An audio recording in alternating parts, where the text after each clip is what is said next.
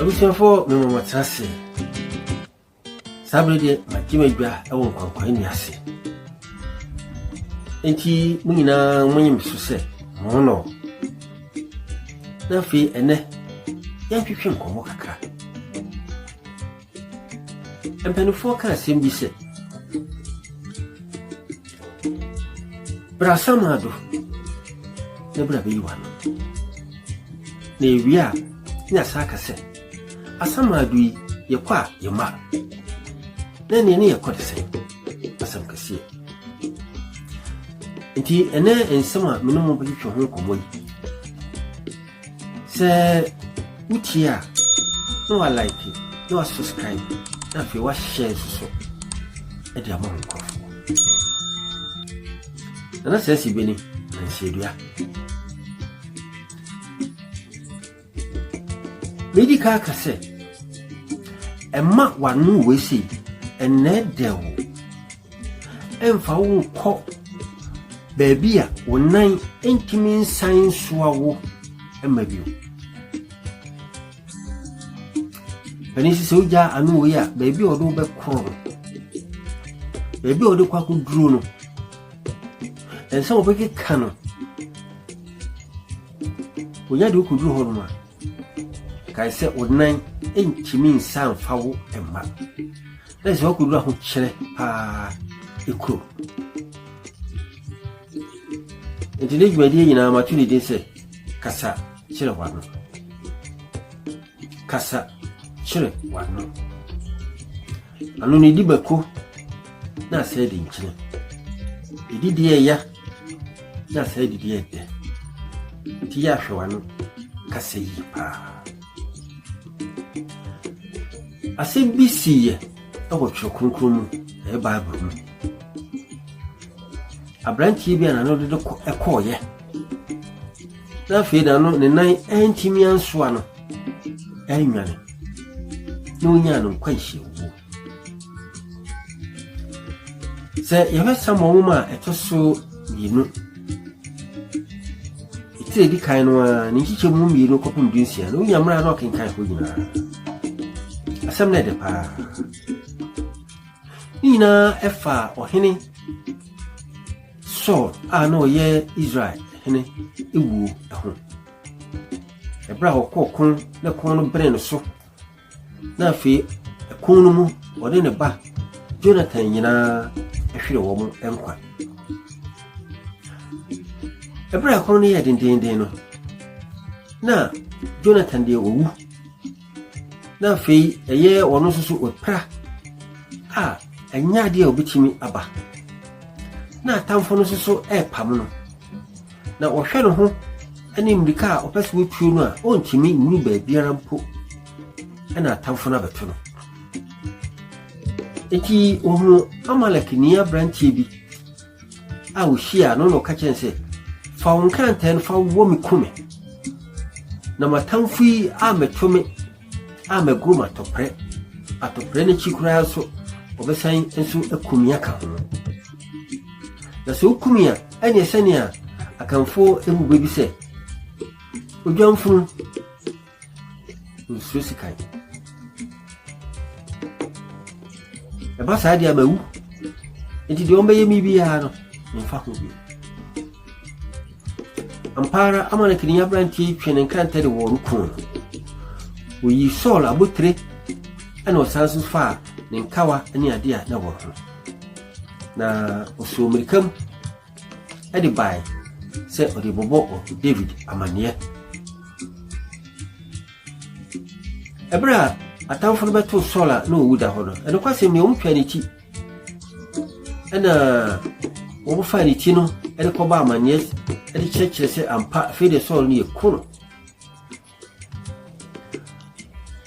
abratie no eba biduru eye sol ohini David fie no okachense ohi David nyankwada wani nye sese de wasuma to uni tamfu bio efiso tamfu a eye wahi sol no afedi owu na nyesi owu kwawo wo na no owu no na migina hobi na meka ho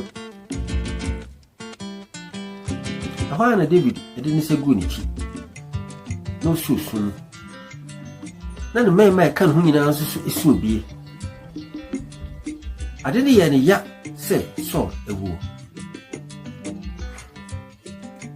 na asemi nyina echi ana David dane ho na obu se abrantie ne se abrantie o se pa so la wu ohne so o se wu hwe na tamfo pam no prapa ana obeduru me nchen ana o sere me se me mfa me nkrante wono na me nkono na me kunu ope esinse na tamfo no ba be kono no de atwetwe no na se me kunu dia o meba no wu upemfuru nsuro sikai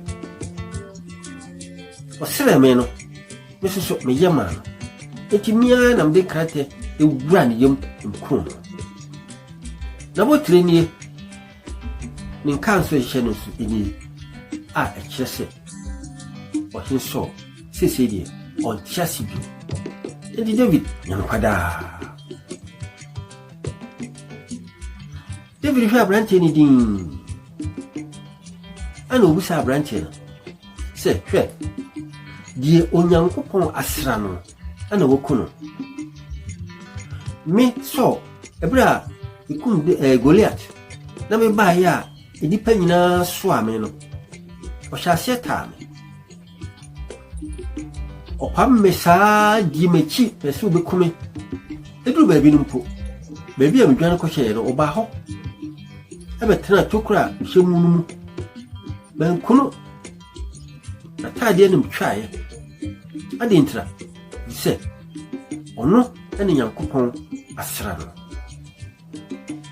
ana wo wanya kokoduru akum ohipemu so oso na David makono sa tamfo no se de wasoma jo asem no ha David ye na ofre no nkrofo a ono mo ho no se ntempa ya monyo ede ma o chira brantie no na bra o mu betwa ni chida se wo ka kire nse wano ena yi uka wano ena de waba wano ena be kansam kase wano ena be yi ensam a eni sen kamitie na sisi de wano de waba wonan entimi nsoawo ensam fa nko ofibio kuma branche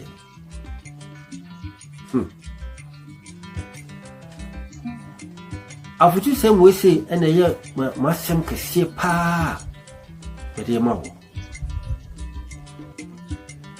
ene enipa pi wano epeja won ade bi ko to fiase asemo ko kaye ebi empo ekwa fiase a onsan mabio ebi konya won wo awa ano a kaye asemo kaye ano etimi bi kwa ahemfie am ye bo ne ka na asemo ko kaye ebi kimi sore eka asem tia pani bi na asemo kaye no huntienti ni afre no no nyamade bi twa nwan nyina asemo ifiri ne num e ba yeti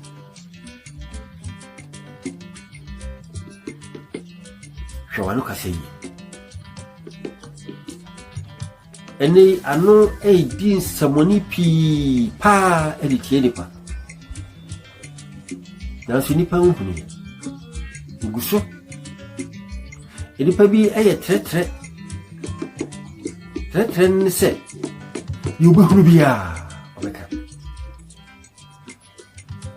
asembi ebetwam biya obeka na so na me ka kire obire bi se enye de eni be hunu enye de aso betie enyina ana o se ano ebue na no ekabie katwa se nipa pi ho a o ma yesese benkraman ade bi betwa ni so bia no ahye se wo nanso aboa agyinamwa ye okra hu ade bia no hwendin no gu na ndikie wa kanisa to onyama ne mi ka se wa wonu se wano eye kwatwenbrefo akotwe nsem bi ade abetro so anka ye din a kasa asem no ama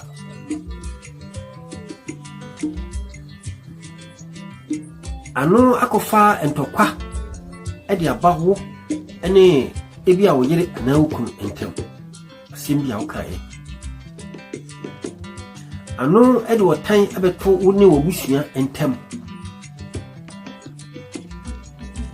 ano ade wo akoto wotan mu ewo kura utimu egu ano edi samane pa edi hwe kasa yi nitiwe tutu niema eye na hwe se baabi a asama wo kan emfa wo nkuduru baabi a wonan entimi nsuawo enkosi baabi a ayekron entine asenti a bede brawo ene se Kasa Kyer3 Wano hwano kasa yi asemu ye oda subscribe like it na share fama fufuro so na omususo enyamu emfaso mafuti sama no edema enini onyankopon onhyira mu nyina amen.